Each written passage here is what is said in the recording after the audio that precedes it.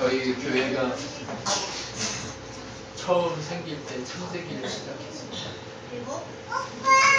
그리고 두 번째 시간이 지나가면서 출애굽을 했습니다. 출애굽을 향하면서 말씀이 출애굽을 가면서 우리가 그때쯤 이 장소를 구했습니다. 이 장소에서 출애굽을 지나가고 이 시내산에 도착해서 레위기를 우리가 들었습니다. 그리고 그 레위기를 통해서 어떻게 하면 진짜 예배자가 될 수 있는가에 대한 얘기를 들었습니다. 그리고 이제 우리는 민수기를 향해 갑니다. 민수기는 원래 제목이 넘버스라는 영어 제목이 아닙니다. 민수기는 무엇을 의미하냐면 미드바르라는 것을 미드바르는 광야에서라는 뜻입니다. 광야에서 레위기는 하나님이 백성을 부르셨다라는 뜻이라고 했어요. 그러면 민수기의 의미는 뭐예요? 광야에서라는 원래 영어로 넘버스라는 이 민수기 백성의 숫자라는 이것을 얻기 이전에 그 이름은 원래 이름은 뭐라고요? 미드바르 광야에서라는 뜻이에요. 여러분 이제 우리는 가나안을 정복하기 위해서 하나님께서 주시는 약속의 땅을 정복하기 위해서 광야로 들어가야 합니다. 그 광야를 지나서 하나님의 약속하시는 약속의 땅으로 전진해 들어가야 합니다. 약속의 땅으로 전진해 들어가면 우리는 무엇을 얻게 될까요? 하나님이 주시는 은혜의 나라를 얻게 될 것입니다. 하나님의 나라가 누구의 것이래요? 우리의 것이래요. 광야에 있어도 우리의 것이었습니다. 그러나 불평하고 원망하면서 광야에서 일어났던 모든 문제들이 불평으로 원망으로 정말 하나님 앞에 칭찬받고 훈련되는 모든 것으로 바뀌어져 버리는 그런 그대로 온전히 우리가 광야에서 일어설 수 있었으면 좋겠습니다. 사단은요 온전히 우리가 하나님 앞에 서지 못하도록 계속해서 괴롭힙니다. 그렇기 때문에 우리가 기도해야 됩니다. 그렇기 때문에 우리가 깨어 있어야 됩니다. 이제 우리는 광야에 들어가는 것을 주저하지 않고 들어가야 될 줄 믿습니다. 왜요? 그 광야를 지나가야 약속의 땅이 우리의 것이 되기 때문에 그렇습니다. 그러므로 광야는 민수기는 우리를 훈련시키실 겁니다. 우리가 이스라엘 백성이 하나님의 불기둥과 구름기둥과 날마다 만나를 하늘에서 내리는 것을 먹으면서도 왜 이렇게 불평하고 원망할까를 항상 이상하게 생각했는데 우리가 걸어가고 있는 우리의 인생이 바로 민수기의 광야의 자리인 것을 확인합니다. 여러분 이 광야의 인생을 걸어가게 하시기 위한 하나님의 마음을 우리는 봐야 될 줄 믿습니다. 하나님 민수기를 통해 그래서 우리에게 너희의 인생이 바로 그 광야를 걸어가는 인생이 될 거고 그러나 그 인생을 통해 내가 채워짐을 내가 너희를 채움을 경험하게 될 거다라고 얘기하죠. 우리 신한교회가 이제 이 말씀대로 정말 더 훈련되어져서 어떻게 강력한 하나님의 역사 가운데 하나님의 능력을 의지해서 걸어가는 그런 우리 성도들이 되었습니다. 이 민수기 말씀을 통해 우리 인생이 달라집니다. 우리 교회의 상황이 달라지게 됩니다. 우리의 모든 것들이 하나님의 은혜 가운데 달라집니다. 우리는 결국 승리하게 될 겁니다. 왜요? 하나님이 민수기의 광야를 지나간 후에 결국 여호수아를 통해 주시는 가나안 땅에 들어가게 되기 때문에 그렇습니다. 여러분 우리는요 결국 광야에서 어디로 들어가요? 예, 하나님의 나라에 들어가게 되는 그런 자들이 될 수 있습니다. 여러분 이것을 우리가 놓치지 않아야 됩니다. 우리가 이것을 놓치는 순간 우리는 광야가 아니라 그냥 광야에서 지나가다가 목숨을 다하고 죽는 자들. 그래서 민수기를 통해 우리가 경험하게 되는 것은 다른 것이 아니라 뭐예요? 하나님의 놀라운 손길, 그 큰 하나님의 손길을 경험하게 될 줄 믿습니다. 여러분, 그래서 민수기의 구조를 살펴보면 첫 번째가 1장부터 10장 10절까지 등장합니다. 그것은 무엇이냐면 하나님의 백성이 가나안에 입성할 때 인구가 얼만큼이고 그 다음에 어떻게 질서정연하게 움직여야 하고 어떤 모습으로 진을 쳐야 하고 어떻게 하나님을 예배하고 어떻게 해야 하는가 출발 직전의 상황들을 얘기합니다. 그리고 두 번째가 13장부터 14장까지 가데스 바네아 사건이 중심에 서 있습니다. 13, 14장에 가면 가데스 바네아에 있는데 이들이 무엇을 하냐면 첫 번째 정탐꾼을 보내는 거예요. 가나안 땅에 보내서 이들이 불평하지 않았다면 이들은 광야에 오래 있지도 않았어요. 그럼 어디 있었을까요? 가나안에 이미 들어갔어요. 그런데 첫 번째 정탐꾼 사건을 통해서 가데스 바네아에서 어떻게 해요? 보고 와서 그 땅이 좋기는 하지만 우리는 약해서 저 땅을 차지할 수 없어 라고 하는 불평을 통해서 12명이 갔다가 10명 불평하고 2명만 불평하지 않아요. 그래서 이스라엘 20살 이상으로 누구만? 여호수아와 갈렙만 살고 나머지는 모세를 포함해서 다 죽고 가나안 땅에 들어가지 못하고 죽습니다. 왜요? 불평 원망. 모세는 원망 안 했잖아요. 아니, 불평 원망하지 않은 게 그렇게 아니에요. 첫 번째 세대에 그를 대표하고 있는 그 모세가 죽는 거예요. 그리고 두 번째 세대 뭐예요? 여호수아의 이름의 뜻이 뭐예요? 예수예요. 예수. 네. 구원자라는 뜻이 있는 조슈아가 예수라는 뜻이에요. 네. 구약의 조슈아가 예수라는 뜻의 이름을 가지고 있습니다. 그러면 구속사적인 의미 가운데 하나님의 계획과 하나님의 능력과 하나님의 권능 가운데 그가 어떻게 돼요? 바뀌게 되는 역사, 경험하게 됩니다. 하나님의 나라를 경험하게 됩니다. 무슨 얘기인지 아시겠어요? 하나님의 나라를 경험하는 일이 일어나게 됩니다. 그런데 첫 번째 이 정탐꾼 사건을 통해 정탐을 성공하지 못함을 통해서 이들이 몇 년을 광야를 돌아요? 40년. 그들이 정탐을 40이라고 해요. 그래서 그 이 하루 1년을 쳐서 40년 동안 돌아요. 그게 민수기의 중심에 서 있습니다. 표대로 서 있어요. 어떻게? 너희가 나의 백성이지만 나를 의지하지 않고 바라보지 않고 내 뜻을 인정하지 않는 순간 너희들을 내가 훈련의 장으로 보내겠다는. 그렇기 때문에 우리가 어떻게 해야 돼요? 하나님을 인정해야 돼요. 우리가 포기하는 순간 우리는 망가지게 돼요. 하나님이 내 주인인 것을 포기하는 순간 우리는 망가지고 어디로 가요? 광야로 가기 시작해요. 이 광야가 우리를 통해서 어떻게 승리가 되고 어떻게 능력이 되고 어떻게 권능이 되고 어떻게 소망이 되는가를 우리가 알아야 될 줄 믿습니다. 이 권능의 소망을 우리가 여기서 알아야 돼요. 그리고 세 번째 구조가 어떻게 되느냐? 15장부터 36장까지 얘기가 등장합니다. 민수기는 3개의 구조로 나와 있어요. 레위기는 2개로 얘기했죠. 1장부터 10장, 10장부터 11장부터 27장. 성막 예배 중심, 삶의 예배 중심 이렇게 나뉘었잖아요. 근데 이 뭐예요? 민수기는 1장부터 10장 10절 그리고 10장 11절부터 어디까지? 14장까지 이동하면서 어디게? 15장 거기 가데스 바네아 사건이 있는 그곳까지 등장합니다. 13, 14장까지.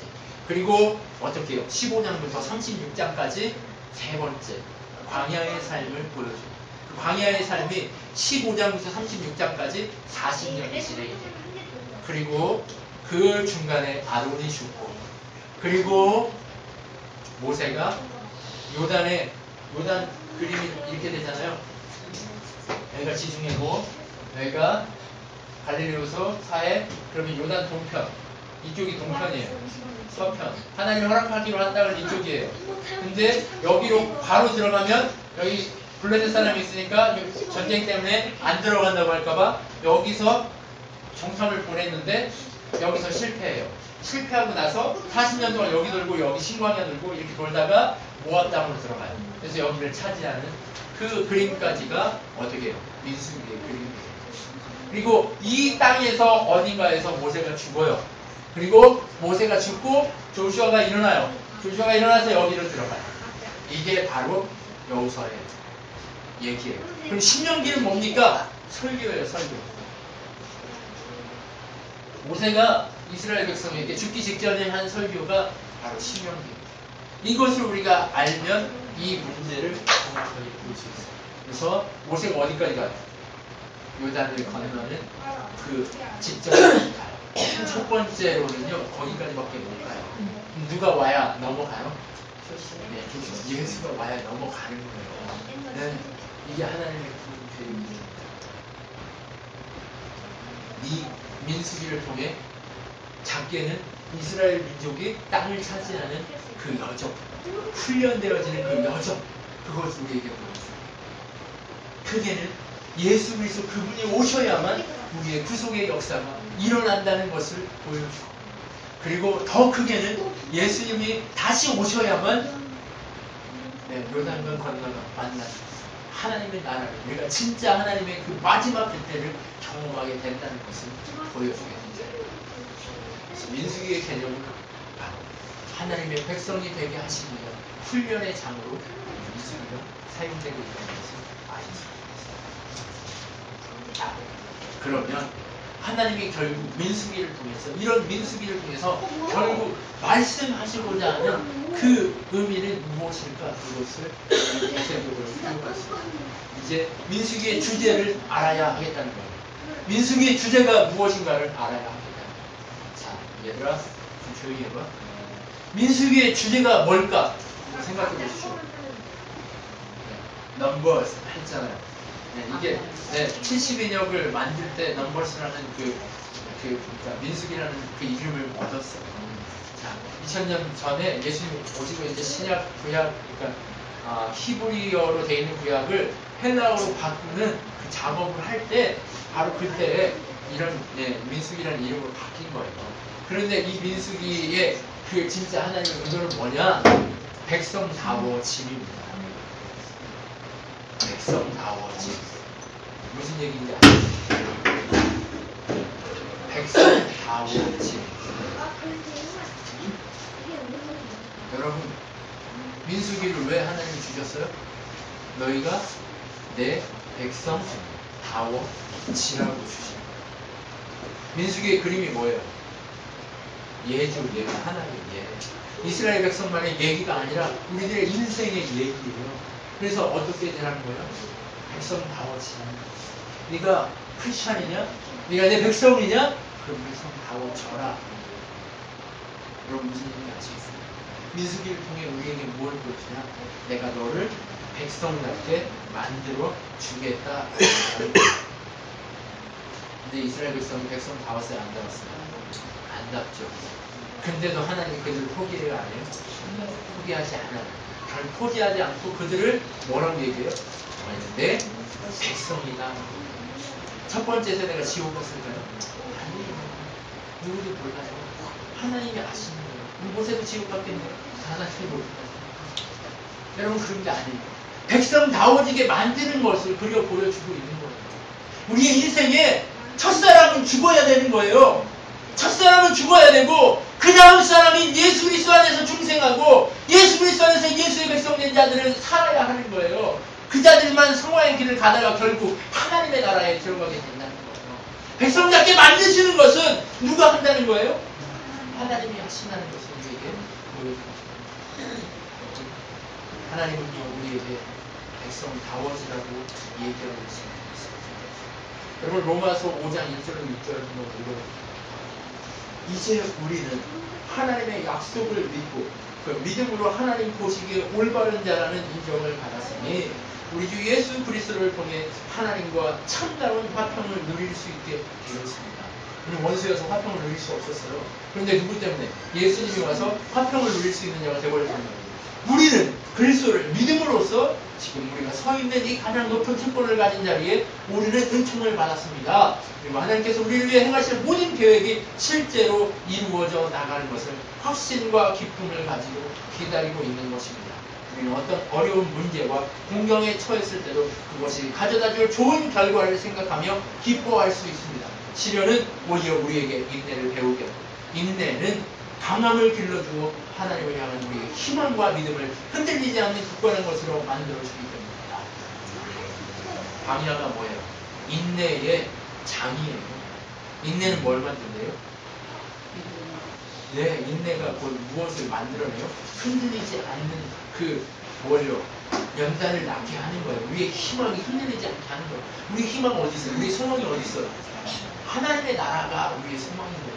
가나안 땅을 향한 마음이 흔들리지 않는다는 거죠. 왜 첫 번째 가데스 바네아에서 흔들려요?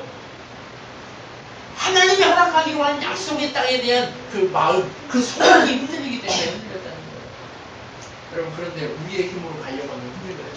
근데 누구의 힘으로만 가야 안 흔들려요? 하나님 힘으로만 가야 안 흔들려요. 안 흔들리게 만드신 주님이 오늘 저희가 날 안에서 중생을 경험하고 성령을 경험하고 놀라운 일이 있게 될 것이라는 것을 우리에게 보여줍니다. 여러분, 그런데 6절에 뭐라고요? 우리가 피할 길 없는 궁지에 빠져있던 바로 그때 그리스도께서 오셔서 당신에게 아무 쓸모도 없는 우리 죄인들을 위해 죽어주셨습니다. 쓸모없는 우리를 위해 누가 죽었습니까? 예수님이 죽어서 우리에게는 쓸모있는 인생이 우리의 쓸모없는 인생됨이 이제 어떻게 되는 거예요? 쓸모있는 인생을 죽겠다는 거예요. 그럼 뭐예요? 민수기는 우리에게 백성다워짐이 뭔가를 가르쳐주겠다 하는 것을 알려줍니다. 자, 두 번째 무엇을 얘기해요? 민수기 이제 첫 번째 실패하고 나서 뭐 하죠? 광야로 들어가는 거예요. 그럼 광야로 들어가면 이 광야는 뭘까요? 출애굽기 19장 6절에 보면 내가 너희를 내 백성으로 삼고 내 제사장 나라로 삼았어? 라고 얘기했어요. 언약했어요. 그럼 이스라엘은 제사장이고 백성의 나라예요. 그럼 백성이잖아요. 그럼 백성인데 왜 40년 동안 광야를 돌다가 죽고 어떤 2차 세대만 왜 가나안 땅에 들어가는 모습을 보여주느냐? 그것은 바로 성화의 과정을 보여줍니다. 첫사람이 죽고 예수 안에 첫사람이 죽고 두 번째 사람이 깨어 일어나서 하나님 앞에서 어떻게 해야 돼요? 자라가야 되는 거예요. 언제까지 우리가 자라야 해요? 네, 예수님 닮기까지 자라야 돼요. 예수님이 우리 보고 십자가 좀 대신지. 왜요? 네가 이제 작은 예수다. 왜요? 우리가 주를 믿는 순간 우리는 뭐가 됐어요? 글쎄 몸이 됐단 말이에요. 그 몸이 누구 보여주셔야 돼요? 주인 보여줘야 돼요. 예수를 보여줘야 돼요. 예수 보여주자. 예수를 보여주지 않는 게 뭐예요? 가짜라는 거예요. 가짜. 그래서 뭐라고 얘기했어요?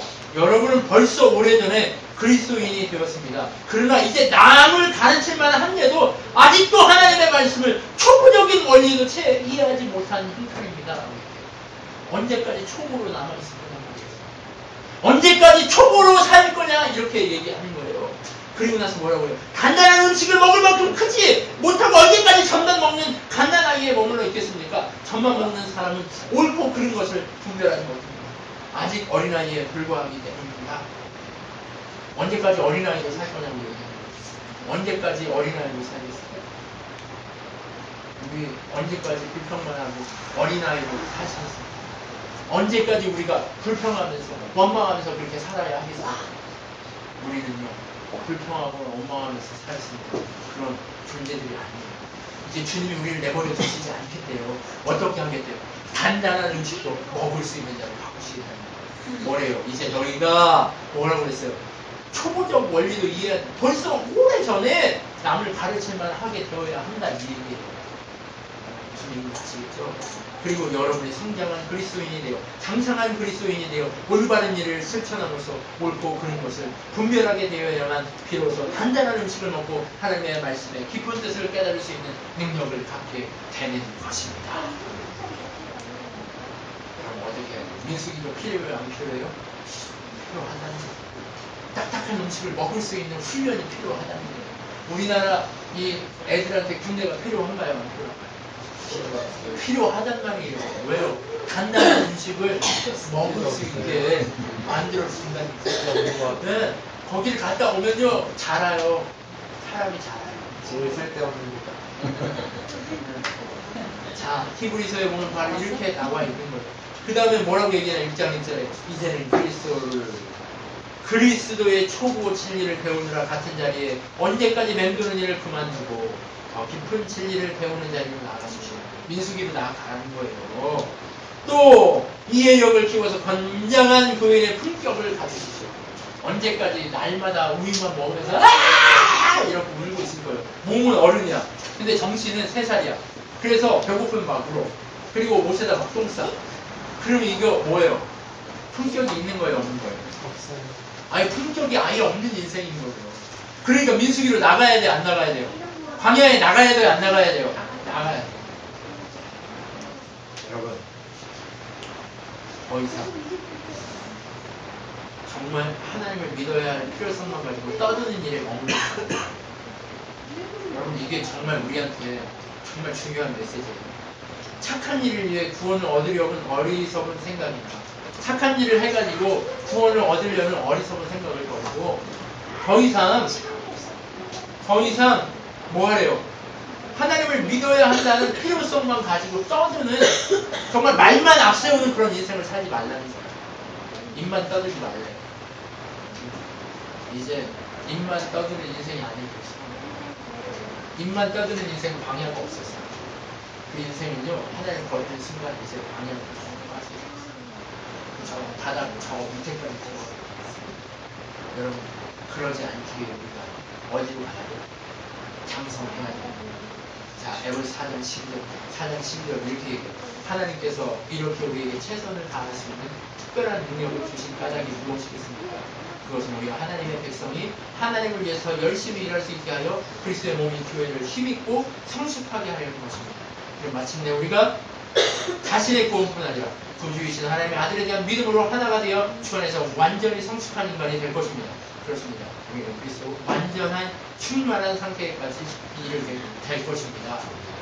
지만 구원받으래요? 아니면 교회 공동체와 함께 세워지는 대로 서 가라는 거예요. 교회를 위해 자기가 서 가야 돼요. 언제까지 내 문제에 매여가서 힘들어하시겠어요? 이제 내가 내 문제에 매여서 끝까지 이렇게 힘들어하고 있는 자는 뭐라고 얘기해요? 전만 먹는 말만 앞세우는 그런 사람이에요. 그래서 하나님 우리를 이제 민수기 앞에 세우시면서 민수기를 통해 뭐라고 얘기하냐면 이제 좀 잘하자. 자라가야 하는 거예요. 하나님 나라에 대한 소망이 흔들림 없이 자라가야 돼요. 말로만 하는 건요 가짜예요. 말로는요 다 해요. 그러다가 문제가 오면 불평하기 시작해요. 이것도 아닌가 봐 하고 떠나요. 떠날 테면 떠나지. 떠나게 돼 있어요. 가짜들은 결국 떠나게 돼 있어요. 하나님은요 그것이 바로 민수기라고 가르치고 있어요. 성화를 이룬 자들을 어디를 통해 만드시겠다는 거예요? 광야를 통해 만드십니다. 그것을 우리 놓치자. 우리 교회가 민수기를 통해 놀라운 기적을 보여줍니다. 이 민수기를 뺀다는 그 순간에 우리 각 사람이 광야를 통해 장성에 있는 우리의 모습을 보여 모세우경에 빨리 지나가면서 하나님의 나라가 우리 항상 회복되는 일을 일어나고 있습니다. 그 기적적인 역사가 우리 안에서 터져 넘치게 되죠. 흔들림 없이 정말 광야를 알고 하나님을 아는 세대의 그런 교회로 언제로 세우고 계시고 그렇지 않은 우리는 다시 불평하는 세대로 돌아가고 있습니다. 그렇기 때문에 우리는 어떻게 해야 돼? 주님 말씀 가운데 큰 자로 세워줘야 있습니다. 큰 자가 바로 어디서 만들어진대요? 예수 그리스도가 하시는 그 광야를 통해 만들어짐을 기뻐합니다. 우리 이제 광야에 들어가기를 시작하는 이 민수기를 통해 하나님 나라를 통해 놀라운 성화의 역사, 백성 나오심의 역사, 일어나는 소망 기도하겠습니다.